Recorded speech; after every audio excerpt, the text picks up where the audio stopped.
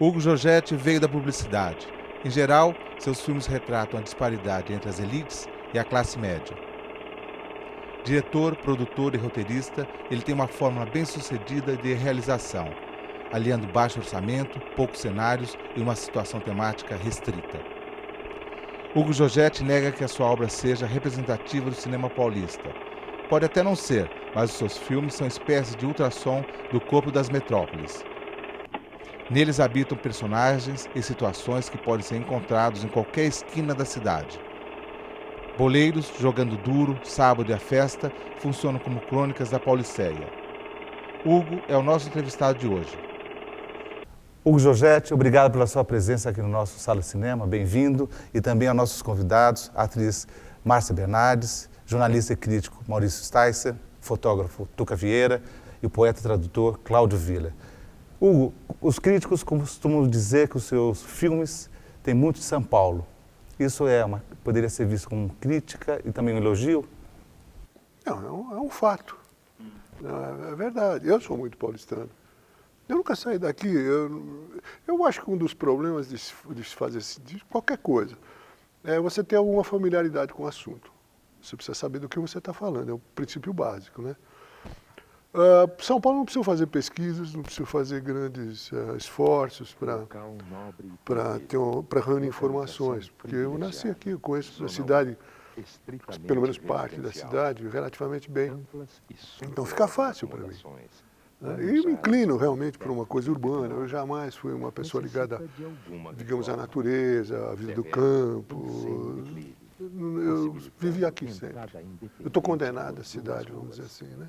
Terraços com deslumbrante vista panorâmica. Vende-se ou aluga-se e aceita-se imóvel de menor valor como parte de pagamento. Negócio da China.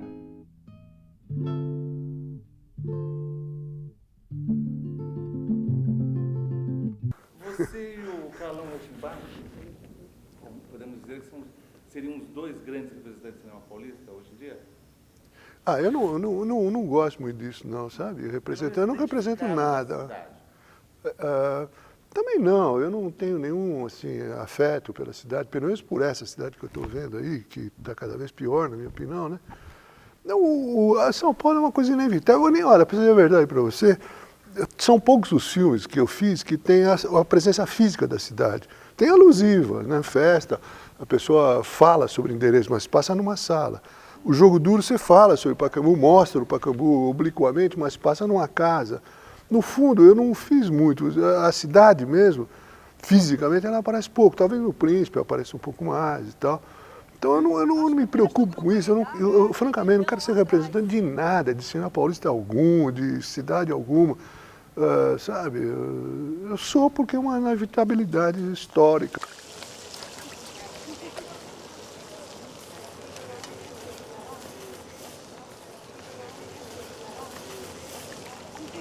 Pelos padrões de saúde da Europa, ia todo mundo preso. Eu, você e o Pastelinho.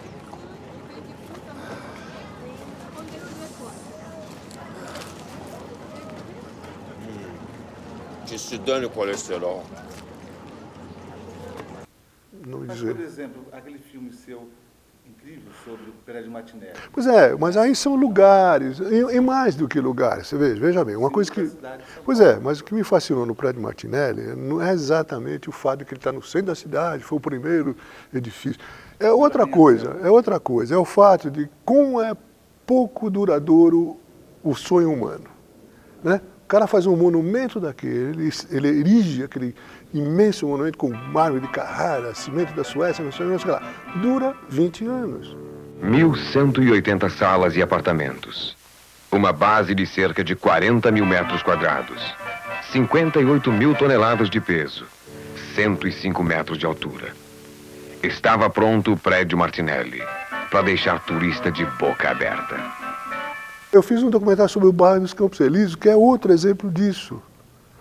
Principalmente em São Paulo, que as coisas realmente não duram. São Paulo tritura as coisas, né? Tem um urbanista que fala que é uma cidade de palimpsesto, né? E é mesmo. São cidades superpostas, coisas superpostas. O primeiro filme que eu fiz foi o bairro dos Campos Elíseos, que me interessava exatamente isso. O fato de você planejar o bairro cuidadosamente, o engenheiro Glett, não sei o quê, tantos metros quadrados, aristocratas do café, perto da Estação da Luz, tudo bonitinho. 20 anos depois, boca do lixo.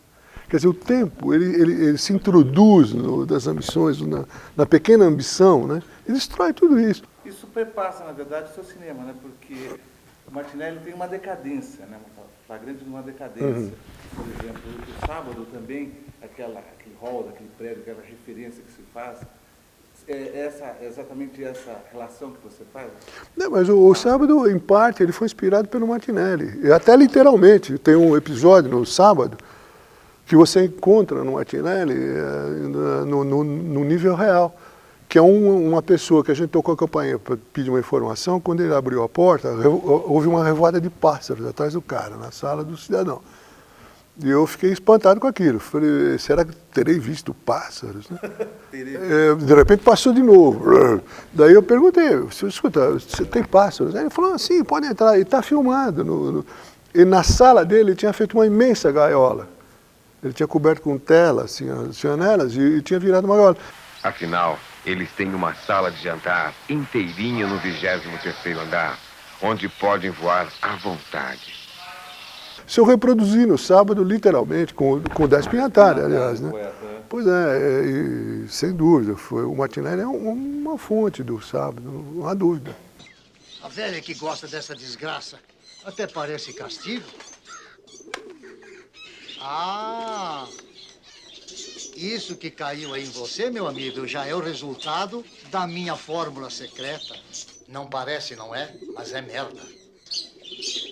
Queria saber por que você recorre a esses personagens que são paulistanos, o Décio Pinatari, o Tom Zé, que é baiano, mas que é um cidadão paulistano, o Jorge Maltner. Por que você vai buscar essa? Que, aliás, sempre são ótimos, né? São grandes descobertas. O Tom Zé, no Sábado, é brilhante, né? E o Décio também, para não dizer outra coisa. Por que você vai atrás desses personagens? É porque você tem que ir atrás do personagem. Quer dizer, você tem que ir atrás do ator. Você tem que ir atrás de uma máscara que de alguma maneira, reproduz aquilo que você acha que é o personagem, né? Então, o Tom Zé, o Décio também. Agora, eu não faço maluquices. O Décio, ele foi um ator amador. Ele chegou até a representar alguma coisinha no TBC, uma coisa meio amadora, como extra. Ele não é uma pessoa totalmente cuja familiaridade com o cinema é nada. Ele tinha. E o Will Maltner, né, e o Tom Zé são músicos, são atores em outra vertente, né? O músico é um ator, né? Daí fica fácil. Mas é isso, tem que ir atrás. Eu quero sair daqui, meu. Sair daqui? Sair daqui pra quê? Hoje é sábado, é nosso pior dia. Lá fora tá tendo assassinato, atropelamento, afogamento, cruz credo. Graças a Deus a gente ficou preso nesse elevador e não vai precisar catar tudo aquilo. Aqui tá bom, lá fora tá ruim, vai ficar pior quando anoitecer. Eu quero é estar aqui quando a noite chegar. Como que você, por exemplo, você caiu no Tom Zé para viver aquele personagem, aquele auxiliar de fundo, né, de papo de fundo? Olha, não se contentando com o primeiro casting que aparece na sua mente de início, porque ele sempre está errado. É sempre o mais fácil. Você recusar o primeiro casting que te aparece, o primeiro ator que aparece à sua frente, está errado. Evite esse ator. O verdadeiro ator vai aparecer depois. Se você começar a trabalhar, pensar, eliminar esse, e ficar de olhos abertos. Você olha, de repente, o Tom Zé é meu vizinho.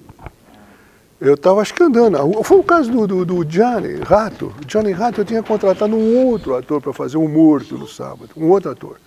Né? Aí, de repente, eu encontrei o Johnny.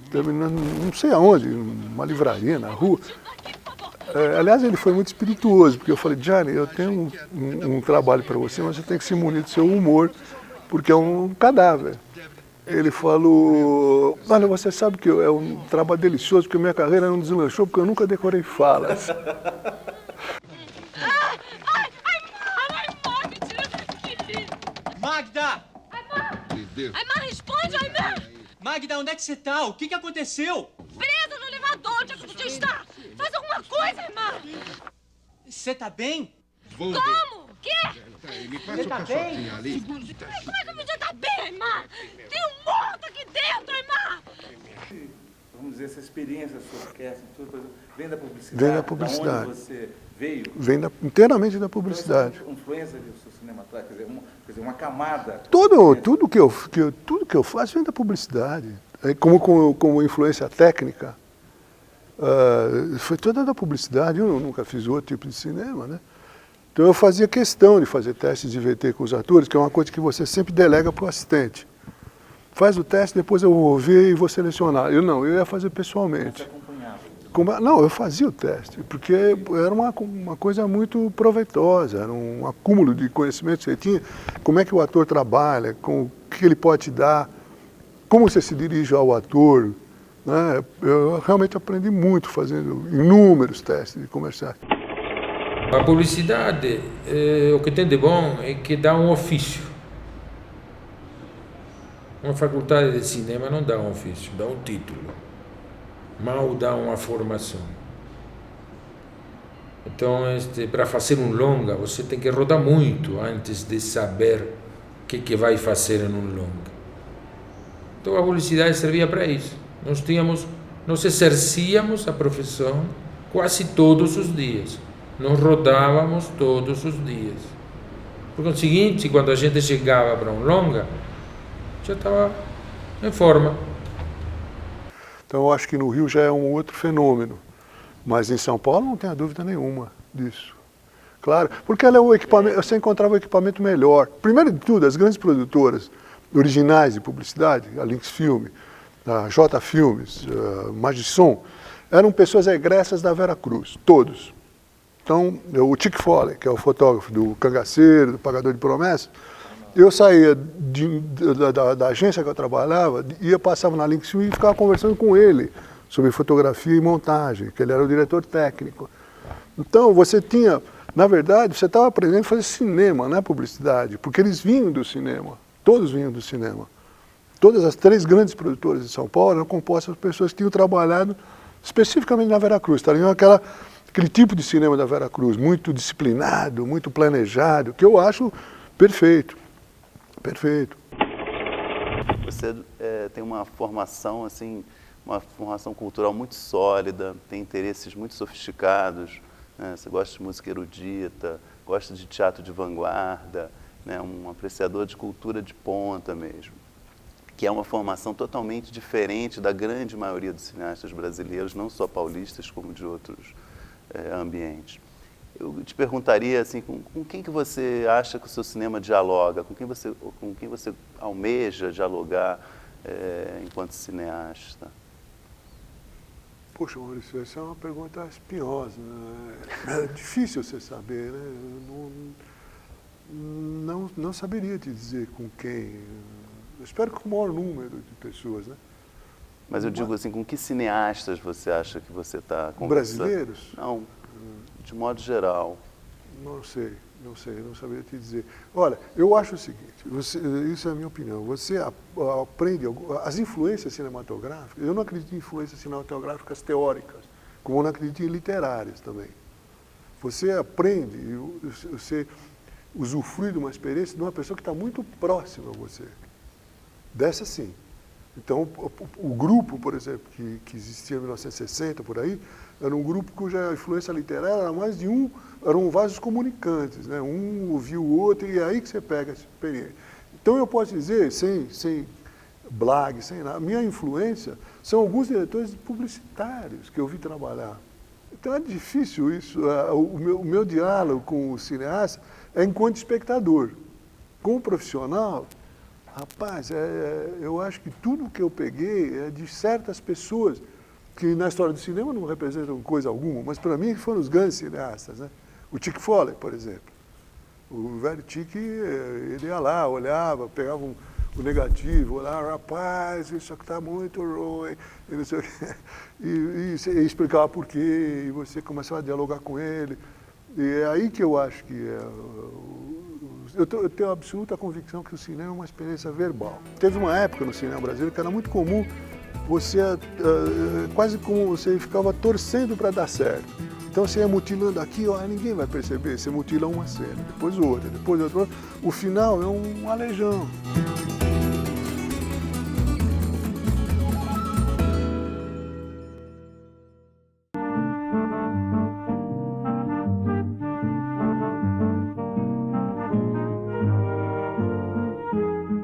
O seu primeiro filme, O Jogo Duro, ele já mostra personagens com interesse por São Paulo, né? O que seria esse filme? Vamos falar dele. Olha, esse filme, se eu te contar como esse filme nasceu, você vai achar que... mas o que eu me lembro do Jogo Duro é assim, vamos fazer um longa, está na hora da gente fazer um longa, tá? Acho que a gente precisa fazer uma cooperativa de técnicos, o Rodolfo não participou desse filme, foi o Pedro Pablo Lazarino, um outro amigo meu, fotógrafo, fotografou até o Príncipe. Vamos fazer um filme? Vamos. Então como é que a gente... Tem dinheiro? Não. Tem Embrafilme? Não. Por quê? Porque ninguém me conhece na Embra, eu não vou nem pedir. Então vamos fazer a gente mesmo. Então como é que a gente faz um filme sem dinheiro? Mas em condições técnicas que não dá pra gente... Eu não abro mão disso, realmente não abro mão. Vamos fazer um filme numa casa, porque você está tudo sob controle. Então o roteiro começa... Eu comecei por exigências de produção. Na verdade, a intenção de fazer um filme, qualquer que fosse, é prévia, é anterior ao roteiro. Vamos fazer um filme que se passa todo dentro de uma casa, não tem dinheiro para mobiliar a casa, então tem que ser uma casa vazia. Vamos pedir equipamento emprestado para amigos, mas que seja um bom equipamento, senão não... Claro. Eu compro negativo, você paga os atores. O Raul Rocha, que era um produtor muito interessante da Boca, muito interessante, porque ele fazia filmes pornô, mas ele queria uma certa respeitabilidade, então ele vivia entrando em projetos que não eram pornô, e ele entrou e foi um ótimo parceiro, ele pagou os atores, eu paguei o negativo, o resto trabalhou de graça. Mas a gente fez um filme... Uma espécie cooperativa quase, né? Claro, eu acredito nisso. Eu acredito que cinema se faça em grupo de pessoas amigas, não tem outro jeito, a não ser que você tenha ligações que eu não tenho. E a gente fez um filme que se passa o mais pobre, pobre não, mas mais ascético do que isso é impossível. Isso se passa numa casa, não tem móveis, porque a casa está à venda, são 3 personagens, a produção era dentro da casa, não precisava nem escritório de produção. Quando a gente filmava num quarto, a produção se deslocava para a sala, vice-versa, a gente ia trocando. Realmente o filme é um manual de como gastar pouco, isso sim. Você não tem nenhuma qualidade, terá essa. Quer dizer, vai ser mostrado em escolas, né? E eu vou ficar de olho nesses bagulhos, tá sabendo? Pra não sumir nenhum. Se sumir, você chama a polícia. Aí você fala, doutor, roubaram minhas coisas que eu roubei lá nas lojas da cidade. Aí eles abrem um inquérito pra você, falou? Vai folgando, vai. Esse cinema seu, vamos dizer, de baixo orçamento, já começa por uma necessidade e também ele acaba influenciando os roteiros? Totalmente, totalmente. Eu sei que eu faço filmes muito dialogados, mas eu não tenho como... A pior coisa que você pode fazer em cinema, na minha opinião, é fazer um filme com um orçamento inadequado. Daí você realmente corre sérios riscos. É torcer para ficar bom, é achar que você vai dar um jeito, não dá jeito nenhum. Se você precisa de 300 pessoas em cena, você precisa de 300, não é 30. Teve uma época no cinema brasileiro que era muito comum, quase como você ficava torcendo para dar certo. Então você ia mutilando aqui, ninguém vai perceber, você mutila uma cena, depois outra, depois outra. O final é um aleijão, é uma loucura, não dá para fazer isso. Escreva para o dinheiro que você tem ou que você acha que você vai conseguir. Um dos temas que sempre me fascinou na obra dele é o tempo. O tempo como uma circunstância arrasadora, devoradora, que é o grande personagem, me parece, dos filmes dele. O tempo é invencível. Além de invencível, ele é revolucionário. Ele vai liquidar você. Ele vai dar você, a sua revolução, o seu país e finalmente... Tem até acho que é o Fernando Pessoa, né? Até esse planeta aqui, onde nós estamos aqui, daqui a pouco vai ser liquidado e vai cair o esquecimento sobre tudo isso. É mais ou menos isso. Então me fascina essa luta e essa atitude vã de você achar que você vence, você faz esses monumentos e de repente não é nada, né?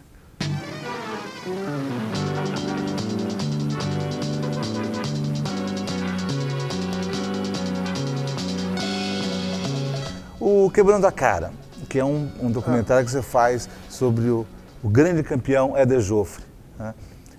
Como que nasce esse documentário? Você tem essa paixão pelo boxe, acompanha? Eu gosto, gosto muito. Gosto muito, eu gosto de boxe. E tinha, para a minha geração, o Ali foi uma figura tão importante quanto o Guevara ou o Ginsberg, ou sei lá quem. Ele era realmente importante. Né? O Éder, ele é da Casa Verde, que é um bairro vizinho ao meu, cujas fronteiras se confundem. Peruche, Casa Verde, Santana, tem fronteiras muito, muito confusas. Eu conheci o Éder. Eu já conhecia o Éder. E mais do que antes de garoto, assim? Não, ele é bem mais velho do que eu. Ele já tinha... Não, de garoto não. Mas você, garoto? Sim, eu vi o Éder por lá, a gente se cumprimentava, aquela coisa de bairro, né? Mas o que me interessava no Éder, além dele, era a família dele. O documentário não é exatamente sobre o Éder, é sobre a família Joffre Zumbano, que é uma dinastia de pugilistas. São 11 ou 12 pugilistas. Tinha até uma mulher, a tia dele, ela tinha um circo e ela organizava lutas, desafiava assistentes, então, uma loucura completa. Essa família é interessante, porque não há nada que seja tão homogêneo com essa família. É o mesmo meio, são as mesmas pessoas. O mesmo sotaque, né? O mesmo sotaque, as mesmas ambições, o mesmo preparo. Só que um sai campeão do mundo, o outro não sai campeão de nada, o outro vira campeãozinho. O outro tem todas as possibilidades, mas não sei o quê. É o rock sans irmãos, né? Muito esquisito. E eles eram gente muito interessante, eu gostava muito deles. Acho que morreu todo mundo, só ficou o Éder.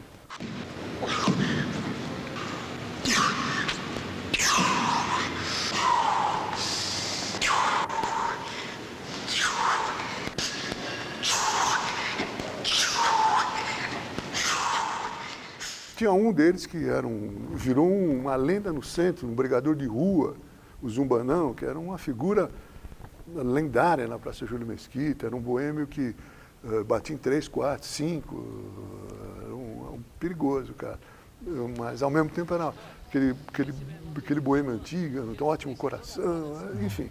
Tem toda ele também é envolvida pela lenda, é uma família muito cheia de histórias, que você não sabe se são verdadeiras ou não. Muito interessante.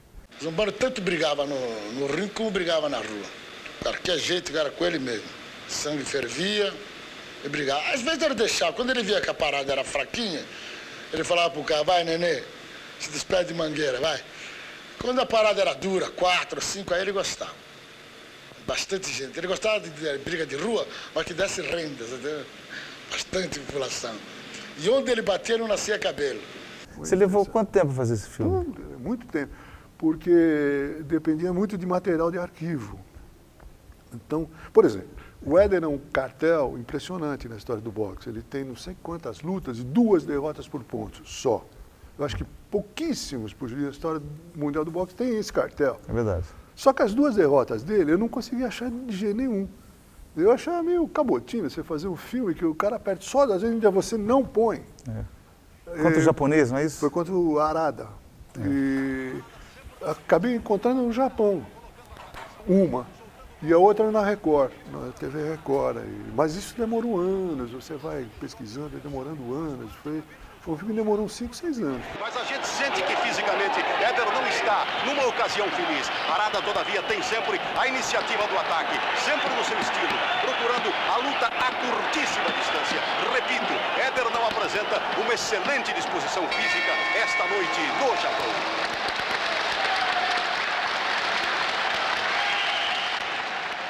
Esse filme teve carreira comercial? Como que foi a vida dele? Não, ele não teve carreira comercial porque ele foi feito em 16mm. Na época não tinha vídeo. E 16mm não tinha nenhuma possibilidade de passar no cinema, a não ser que você fizesse a ampliação para 35, o que hoje é corriqueiro. Na época tinha 2 problemas. Um deles sobrevive até hoje, que é caro. E eu, evidentemente, não tinha 1 centavo. O outro problema é que, na época, tecnicamente era muito precário. Qualquer coisa que envolvesse um pouco mais de técnica, em termos de trucagens, fusões, letreiros, já complicava. Se ampliar de 16 para 35, complicava muito mais. Então esse filme acabou sendo lançado pela Videoban, que era um ramo de vídeo da TV Bandeirantes. Ele foi lançado em vídeo, depois passou em televisão, tudo isso, mas em cinema nunca. 141 pontos para José Negrão. 146 pontos para Éder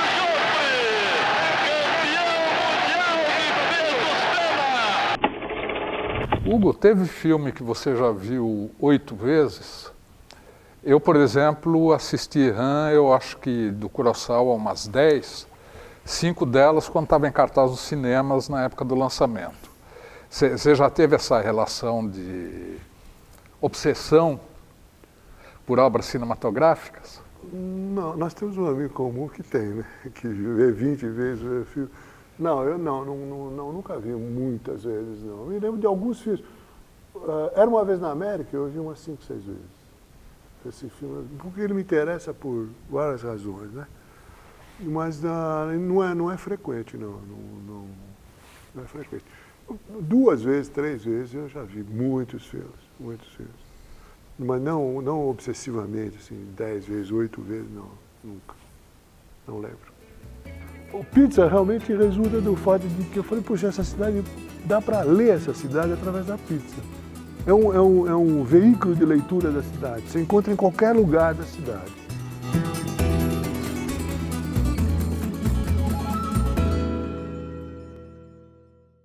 Eram filmes em que se sobressaía um humor, embora não fosse um humor usual no cinema, não era um humor burlesco, não era um humor escrachado, era um humor muito reflexivo. Um humor que procura entender os aspectos da vida social. Hugo, vamos dizer assim, de uma maneira geral, os seus filmes, muitos deles são sátiras ou comédias ambientadas em São Paulo. Enquanto você vê que tem uma grande parte de cineastas que enxergam a cidade sob o prisma da violência, muito forte. Eu queria te perguntar o que você acha desse tipo de visão sobre São Paulo?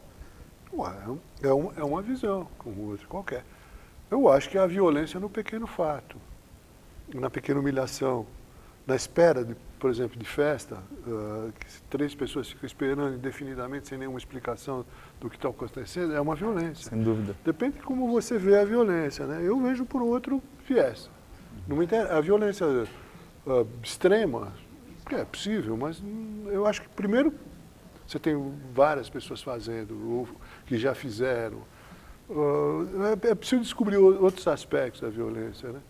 Como é preciso, você vai falar sobre classes sociais, você tem que falar sobre outro viés, você tem que falar de uma outra maneira. Não é possível ficar repetindo sempre coisas que já foram ditas há muito tempo, e às vezes em outra área. Por isso que o cineasta, eu acho que ele deveria frequentar outro tipo de arte também. Não é só no cinema e olhar aquilo. Porque às vezes você acha que você está falando de uma novidade muito grande que uma pessoa falou em livro em 1926. E você acha que você descobriu o mundo, né? Então precisa tomar cuidado. Por isso que eu tento ir por ângulos que pelo menos eu não reconheça, que estão aí ditos e repetidos muitas vezes, né?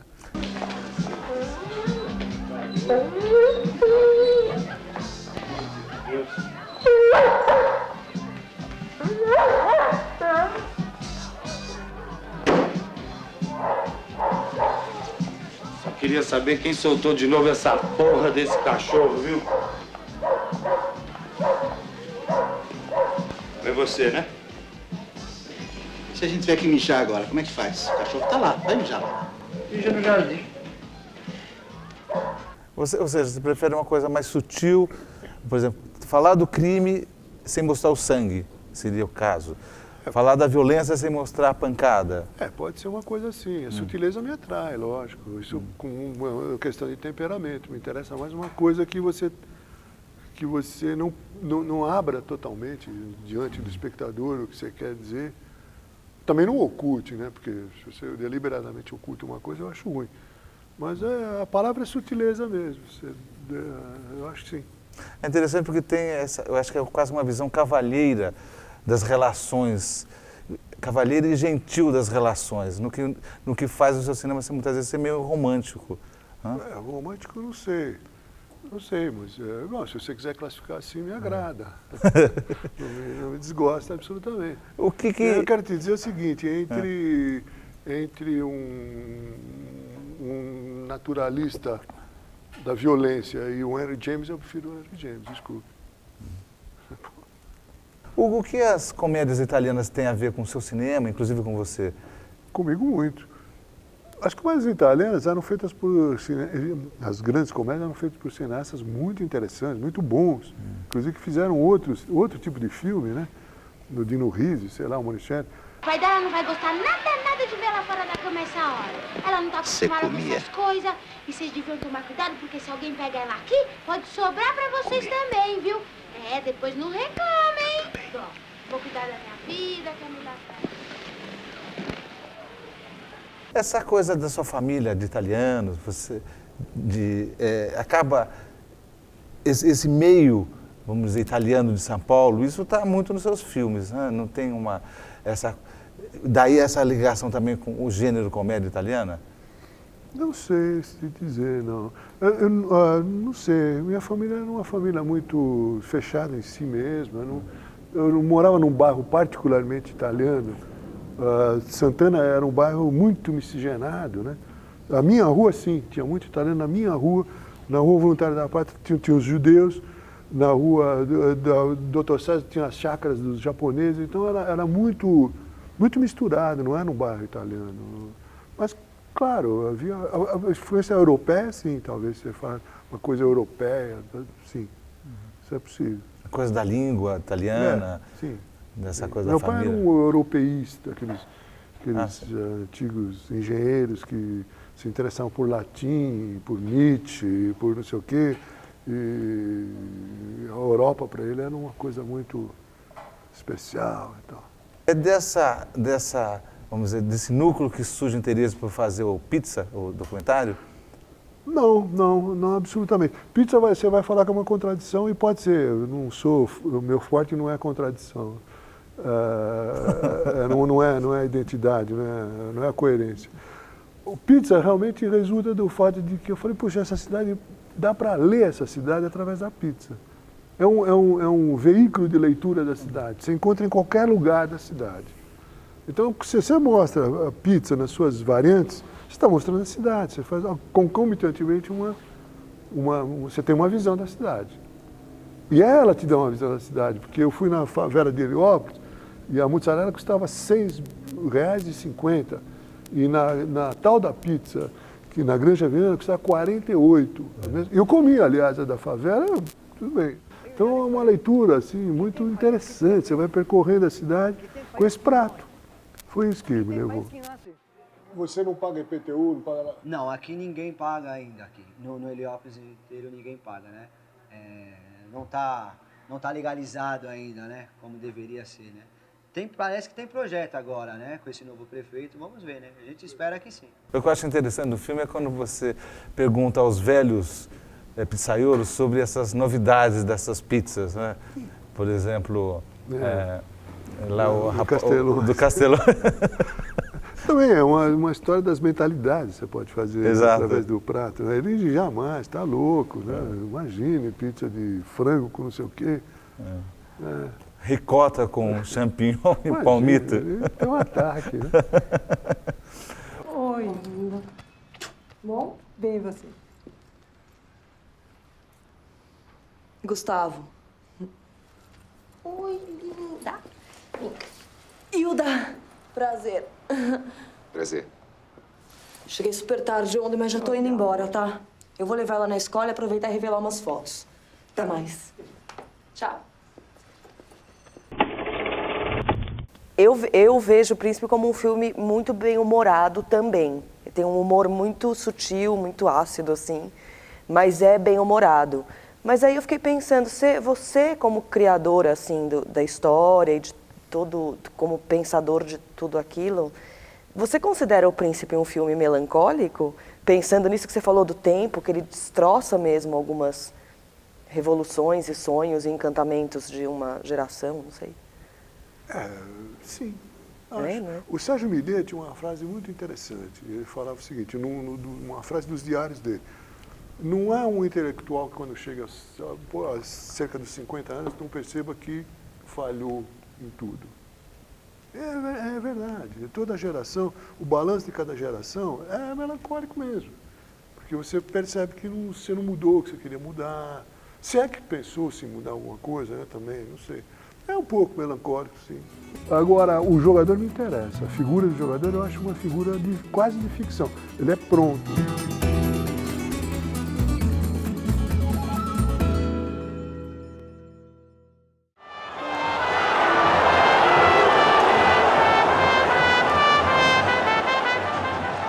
Hugo, você falou uma certa hora sobre o futebol, que o futebol é uma espécie de linha do tempo na cidade para você. E daí você vai fazer o Boleiros. Como que surge o Boleiros? Você fica procurando temas, você fica procurando coisas para fazer, você fica procurando o que eu vou fazer agora, né? Eu sempre tive vontade de fazer uma coisa sobre futebol, há muitos anos que eu tinha vontade, mas não consegui me aproximar dele, é uma coisa muito grande. Não, o Vitor estava falando do futebol de várzea, só o futebol de várzea já dava uma série para a TV, não é nem um filme. É verdade. Então, ele é uma coisa muito grande, é um fenômeno social muito grande. As pessoas, agora a gente está revendo isso, a importância que ele tem, e intelectuais estão se debruçando nisso, estão escrevendo livros, e a minha dificuldade era como me aproximar do futebol. Daí, eu gosto muito de jogadores, eu não, nem o futebol. Tudo bem, mas eu não vou muito a estádio, faz tempo que eu não vou. Tenho interesse legal, mas não sou um fanático de jeito nenhum. Se perder, perdeu. Agora, o jogador me interessa. A figura do jogador eu acho uma figura quase de ficção. Ele é pronto, né? Você imagina um cara de 18 anos, que vem de uma formação muito precária, de uma base muito de grande dificuldade, que de repente se vê envolvido por pressões que um cara de 40 anos com formação teria dificuldade em gerir. Imagina um garoto que vem da periferia. Então o jogador de futebol é um repositório de tudo aquilo que você pensa para a ficção, de medo, de angústia, de ambição, de grandes saltos de alegria e tristeza, abismos. É muito interessante isso. Eu gosto muito deles, eu respeito muito o jogador. Você sentiu mesmo? Ah, professor, não sei, pô, entendeu? Às vezes eu sinto que dói, entendeu? Mas melhora e tal. Tá doendo, porra. Puta merda, cara. Esse cara não volta mais, porra. Tá bichado, porra. O negócio é o seguinte, mano. A gente vai ter que falar com o médico dessa bosta de novo. Não é possível. Vambora lá. Na construção do Boleiros, aquelas histórias que são contadas por eles, isso daí você foi... Então, foi onde eu cheguei, como me aproximar disso. Eu falei, bom, se eu posso falar do futebol, se eu pegar algumas histórias exemplares, que eu conheço, você conhece, e provavelmente quem virá depois conhecerá também, porque elas tendem a se repetir. Elas são menos do futebol do que do ser humano. Então, por exemplo, sei lá, o jogador imprevidente que ganha uma grana e está na miséria. Isso é um clássico, né? Desde o Garrincha até não sei o quê, Joel Camargo e tal. O menino que todo mundo dizia que era o Pelé e o meio dele não permite que ele atinja um grande estágio do futebol. Isso também. Então eu procurei histórias exemplares, histórias que vinham se repetindo e que provavelmente vão se repetir, né? Tudo. Ele sabia tudo. A bola chegava nele, tudo ficava fácil. Eu saquei logo que eu tinha descoberto joia rara.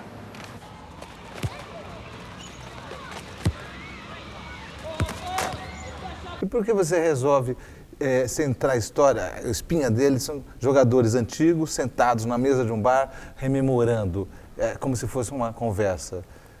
Bom, primeiro que o bar é um lugar de excelência do futebol, né? Digamos, é uma academia, que seria para um acadêmico, uma sala de aula, é o bar para o futebol. E depois ele é um ótimo expediente de roteiro, porque ele permite que eu omita e não filme certas coisas que são ditas. De repente, principalmente jogo, hein? Quando eu filmar jogo jogado... É complicado. Mas eu posso falar, bom, então, olha, aos 20 minutos do primeiro tempo, o jogo estava complicado. E eu estou contando o jogo. Eu posso voltar, então, frequentemente para esse bar para me tirar de problemas. O bar me tirou, e serve também para me tirar de problemas. E depois, porque aquele negócio do cara que frequenta o bar, aquela melancolia de fim de carreira, é real. Eu peguei coisas que eu transpus diretamente do que eu ouvi. O Luizinho, o pequeno polegar do Corinthians, declara aquilo, que quando ele entrava no restaurante, ele ficava com vergonha de alguém falar, você é o Luizinho do Corinthians. Então, de aquele velho ser o Luizinho do Corinthians, ele tinha vergonha dele, do que ele tinha se transformado, entendeu? Peguei literalmente palavras dele, na TV Cultura. Um outro, o Pepe, do Santos, num programa, grande Pepe, num programa com o Jô Soares, ele fala, eu sou técnico de futebol há 30 anos, joguei 20. Só que quando eu sonho, eu nunca sonhei que eu estou no banco, eu sempre sonho que eu estou jogando. É bonito, né? Se eu quisesse, eu podia escrever um livro sobre eu mesmo. Título: Ontem eu era a seleção. Hoje vendo persianas e móveis de escritório. Ah, é? Ari, como estão as vendas? Pior que marcar o canhoteiro, viu? Costumo dizer que o Brasil tem lá mais de 100 milhões de técnicos. No caso do seu filme, muitas pessoas te procuraram depois, sugerindo histórias. Você podia ter contado tal história, eu tenho tal história. Sim, algumas pessoas. Outras conheciam. A história do Juiz é uma lenda do futebol. O cara que fez vários prêmios. Pessoas que falam que aconteceu no Rio, no América, não sei, outros em Araraquara. É uma coisa que circula pelo futebol sem saber de onde vem, né? É um espectro, né? Mas não vou fazer mais. Hein, o Boleiros 1, vamos chamar assim, teve bom público. Sim, o que não aconteceu com o segundo. Não, no segundo não. Mas o primeiro teve bom público quando você soma televisão, quando você soma TV Cultura, quando você banca de jornal, video home, daí você forma um bulk, né? Que, claro, muita gente viu o filme. Mas se você for ver sala, você arrastar sua namorada para ver um filme de futebol, ela vai resistir até na hora da comprar. Só se for na primeira semana de namoro. E mesmo assim, eu não arriscaria, porque pode essa semana ser a última. Também. As mulheres resistem, tem toda a razão, aliás, né? O cara fica vendo de noite aquele negócio, e depois, quando sai, vai ver um filme de futebol.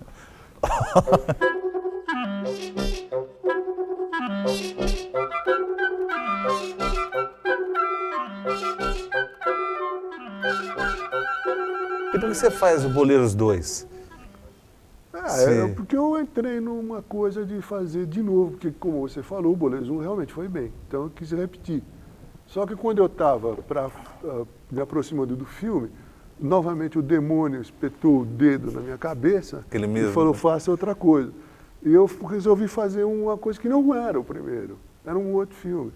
Era no futebol atual, muito mais melancólico, muito mais de jogadores que perderam o controle da sua própria vida. O cara vem, é sócio de um bar, nem sabe que ele é sócio do bar, alguém comprou a par para ele joga no Roma, e é uma mulher que fala que ele tem um filho. Esse futebol de hoje, eu tratei numa chave mais melancólica. As pessoas esperavam várias historinhas, algumas engraçadas, algumas poéticas, como no primeiro não viram nada disso. Conclusão, ninguém foi ver o filme. Tu é o máximo, hein, cara? Marquinhos. Bonita caneta. Bora, Marquinhos. É tua, cara. Bora, meu. Aí. Não, que é isso? Não, é tua, cara. Não, gente. Fica, Não, fica. Presente de fã, cara. Fica pelo gol contra a Inglaterra. Merece mais que isso, cara. Obrigado. Tchau. E aquela história do... Eu pus um irmão paralelo. É isso que eu ia te perguntar, esse irmão, essa penitenciária, essa questão do crime, da violência com o futebol. Por que você foi buscar isso? Não se trata disso. Se trata de que esses jogadores, a maioria deles, eles são o único representante da família bem-sucedido. O resto, é o universo da periferia mais brava. Então, eu conheço vários jogadores de futebol. Bom, o irmão do Edmundo foi encontrado num porta-mala assassinado, por exemplo. E eu conheço vários jogadores que têm parentes presos. Por quê? Porque a família é outra coisa. Eles emergiram, né? Eu fui por isso aí. Eu tenho um irmão preso, então, o que não colaborou nem um pouquinho, né, para o filme ir bem, né? Porque não tinha a violência que de repente ficou, aquele tiro cinematográfico e tal, do clipe, de outros filmes. Não tem, o cara só está preso. Você não explica nem o que ele fez, mas ele está preso. Né? Comandando, né? Ele tem chantageando de fora. Chantageando o irmão de fora, o que também é absolutamente corriqueiro. Né? Enfim, cometi vários erros comerciais desse filme. Eu saio daqui e vou direto pro bar. Nós vamos pedir aquilo mesmo? Pedir não, doutor. Tu vai com tudo pra cima dele. Tô sem notícia do cara. Tô aqui jogado, ele no bembão na Itália, tomando vinho, moro? Vai ter que morrer com a grana, falou? É aquilo que a gente combinou. Tá certo. Eu vou jogar bem duro com ele. Eu acho interessante no Boleiro a questão do jogador que tem um filho e acaba saindo, deixando o filho... esquece, né? Porque se tornou famoso. Isso também é uma questão... Você diz do 2, né? Tem isso, né? Isso é uma questão comum que você levantou? Comum, né? Eu acho, né? Comum. Muito comum, né? Desde a Copa de 58, o Garrincha largou na Suécia, é um cara que aliás apareceu no Brasil há poucos anos atrás. Isso é absolutamente clássico, né? Muito isso. Eu só quero que a criança veja o pai, só isso. Se você quer um escândalo, vai ser pior pra você. Ele já não reconheceu a criança? Você não tá recebendo tudo direitinho? Ele falou que ia me levar pra Itália. Ele falou, depois ele sumiu. Você tá de prova, você tava lá quando ele falou. Bebê, quietinho. Lourdinha, a vida lá não é moleza. Sabe o frio que faz em Roma? Você fala italiano? No filme O Príncipe, você aborda lá um intelectual que está exilado, volta ao país e não reconhece a cidade dele, no caso São Paulo. Tem alguma questão, uma citação sua, algo seu com a São Paulo? É um expediente de roteiro. Eu não podia fazer uma pessoa surpreendida com a cidade que mora aqui. Maluco, né? Então eu tive que trazer um cara de fora. Nada. Eu não conheço ninguém que tenha, das minhas relações próximas, que tenha ficado 20 anos fora e voltou. Não. É puramente ficcional, mas eu precisava daquilo, senão não tinha... Ficava insensato.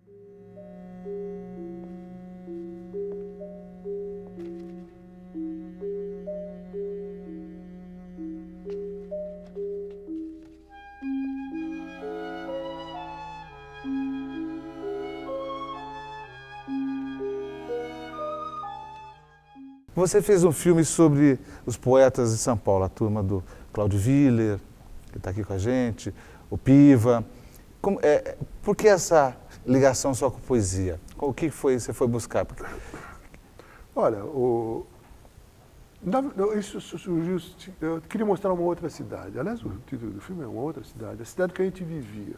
Do ponto de vista cultural, não do ponto de vista... o que era essa cidade do ponto de vista cultural. Então eu lembrei do núcleo do qual eu participava. Um pouco obliquamente, na verdade, eu tinha amigos que participavam mais ainda desse núcleo, que para mim foi muito importante. Se você quiser saber como era a cidade, do seu ponto de vista cultural naquele tempo, tinha que falar com esse grupo. Era o grupo mais conectado,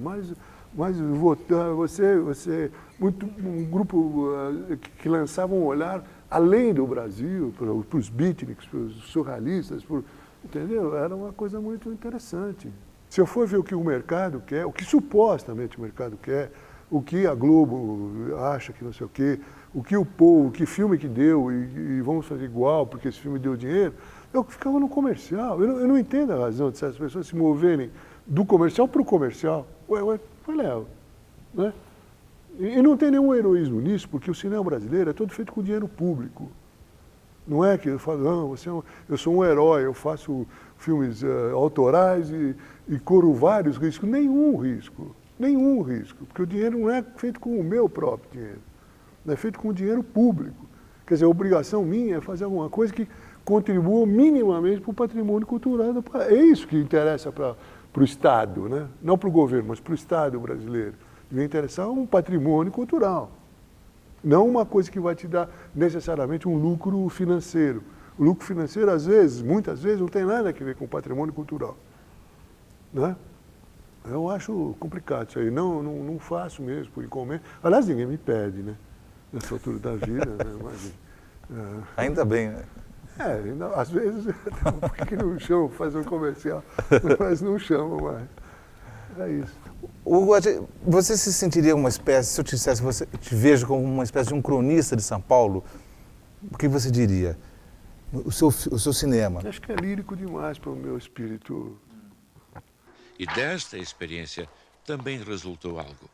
Para Magda e Aimar, a decisão firme e inabalável de jamais voltar a pôr os pés no centro da cidade. Afinal, muita coisa mudou no centro da cidade nos últimos 40 anos. Sobretudo, talvez, o aspecto dos zeladores. Aparece aí, aparece. Moço, por favor, eu preciso ir embora. Eu sou o zelador. Moço, me deixa aí, porra!